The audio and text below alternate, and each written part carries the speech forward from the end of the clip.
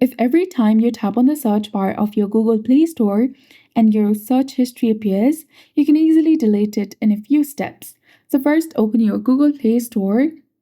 Then after, in the top right corner, tap on your profile picture icon. Now a menu will appear and tap on Settings. For that, you need to scroll down and you'll get the settings option between personalization and help and feedback. Now from this page, you need to go ahead and select the option of General, that is in the top. Then select Account and Device Preferences. Scroll down and tap on Clear Device Search History. Then tap on Clear History and you'll be done. Your search history is now deleted.